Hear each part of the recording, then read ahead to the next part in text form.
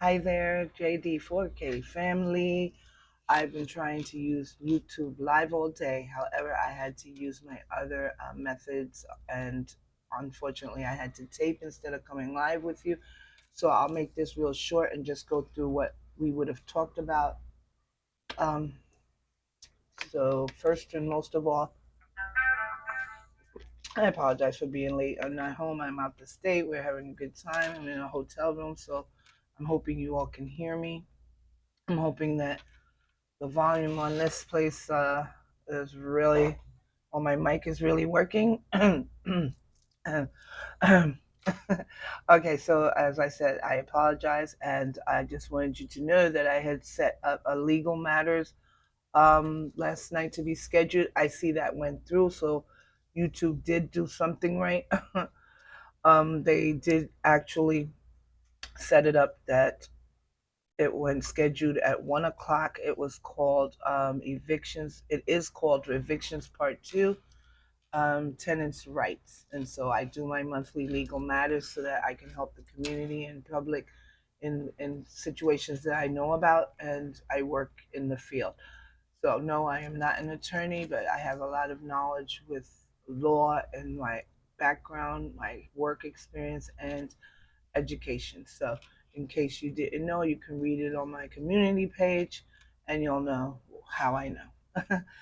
And I'm here to work for the people.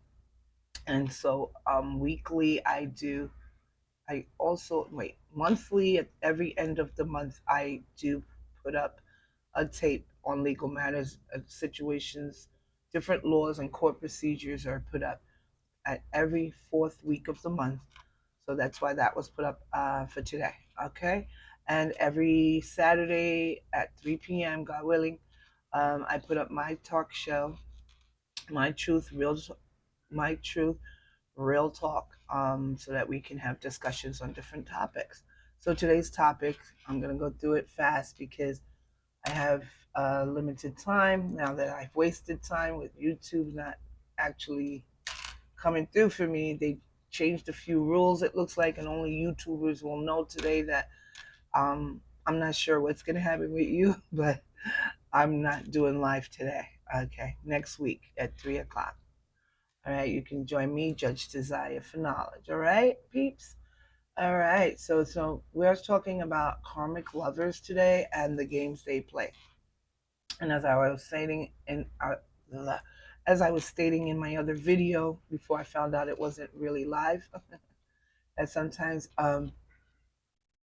you may not know until the relationship is way past the time that someone that you're either dating or married is karmic.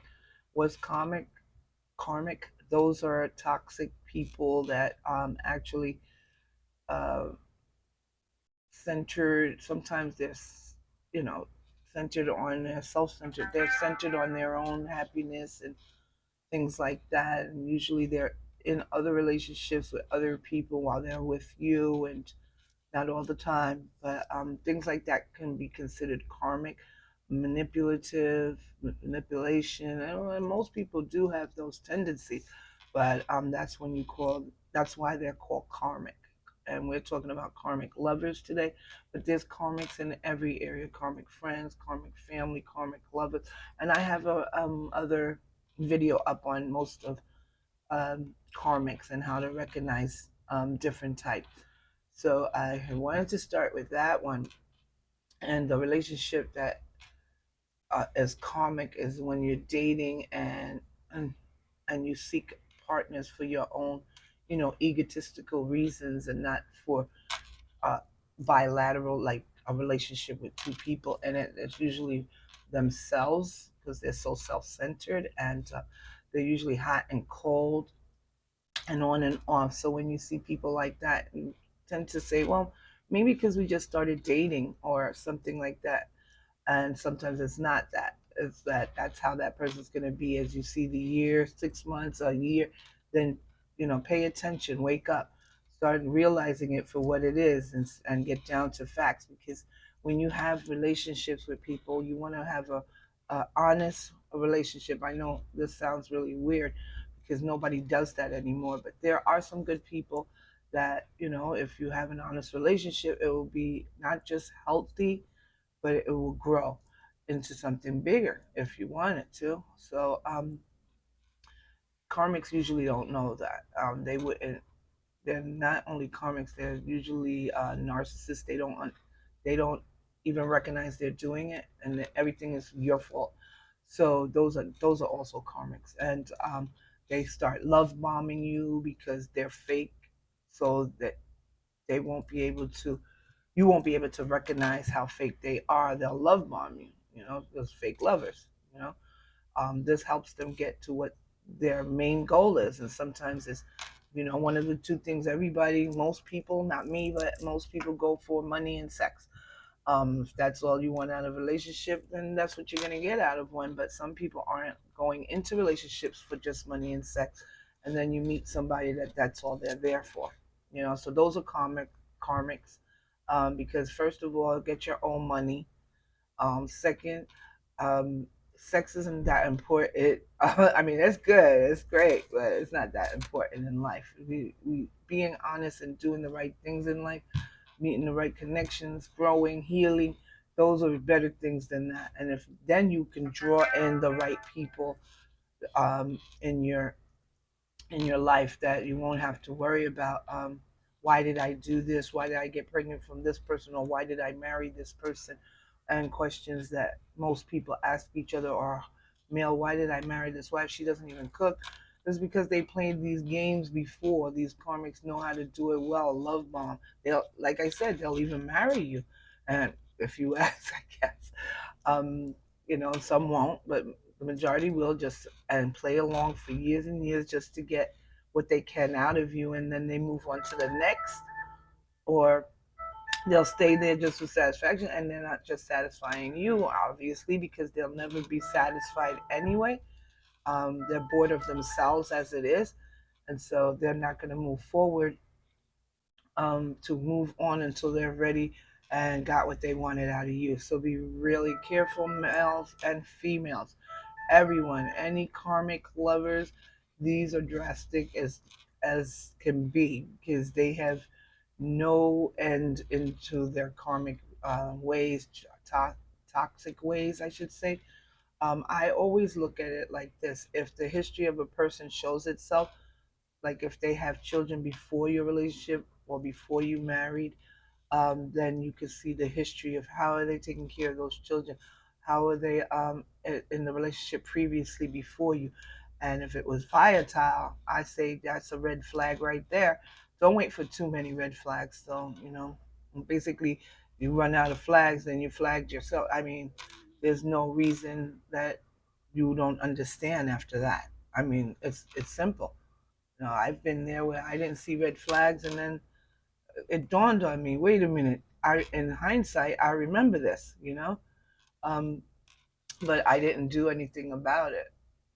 So that history thing can also play well with family, if the family can be trusted, because some family lies just to get people not to be with other people, but otherwise, family members can actually be the best thing of that person, your partner's family members, because they'll let you know without intentionally letting you know what's going on and who they are.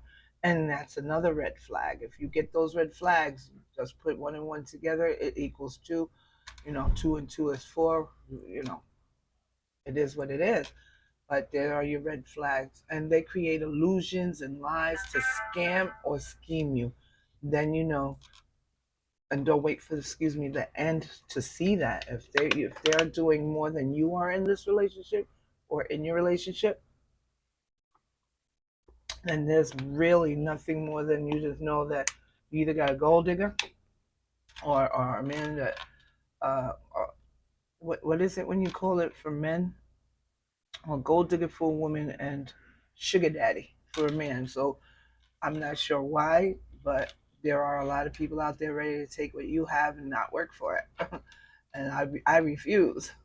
If you're not bringing your part to the table, then there's no relationship here for me. I'm too strong of a woman. I'm positive, and that's the thing. The results in all of this is to look within yourself, right? Give yourself self love, utilize discernment when you're dating, and especially when you're going to marry someone, because that could be the worst thing you ever did. Because sometimes you can marry someone and find out that this person is the karmic and not the person, because they like to stay in relationships and hold you back from the real true love of your life. And a lot of narcissists do this because they don't believe in anything but themselves. They're egotistic. So imagine they're just looking at themselves. They're the one that's it. And even if they don't care about you, I mean, they're not never going to tell you because you're taking care of them. You're paying their bills. You're giving them money. Even if they're working, they're still getting your money. So yeah, because they know how to utilize using people really well. And so the karmics that do this usually end up sometimes marrying people and then getting out right away. And then later looking at, oh, who's the next one? Who's next? Who's next? So be really careful because the person that gets hurt here is you. So that's why I said, have discernment and learn to keep, to learn from this is a lesson so you won't repeat it again.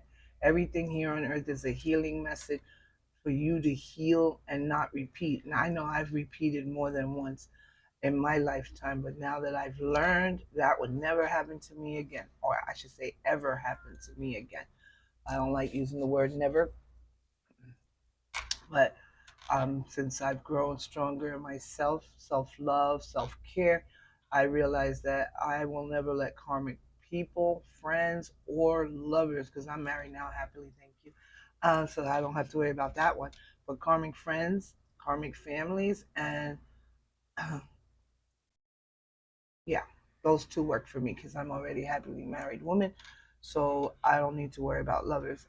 Those I can detect a karmic from far because I've already aligned myself with self love enough to know not to be used or taken advantage of by any of the above. And these are all lessons we have to teach ourselves.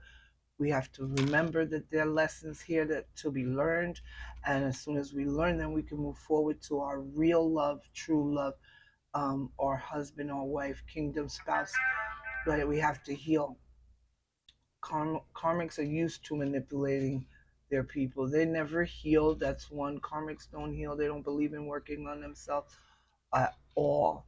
So, because they think it's like I said, they're narcissists. So they think everything's okay and they have ego. So nothing's wrong with them. It's always someone else. But they end up breaking and hurting other people in the process, even divorces and having separation of parenting with children. It's disgusting. So I always say that self love and will help you to recognize every move that you make, you know, because usually if you love yourself you're going to make sure that you take care of yourself and that and not to repeat the lesson that you learned from it again. So these are the notes I've had. I didn't want to stay on here long. I hope I gave you enough information to see that what karmics are used to doing. If you have a relationship or a marriage like that, try to find out more information on your own. um, Usually it's your intuition that can help you with that. But don't make judgment calls on people. But if you've had enough red flags and you're the only one on that in that relationship, then you might be with a karmic, a karmic lover. So don't forget to like, share, and subscribe on this channel. Below, you can comment in the box below. I look forward to seeing you next Saturday at 3 o'clock. And until then, I wish you adieu and ciao. See you next week. Thanks for joining. Ciao now.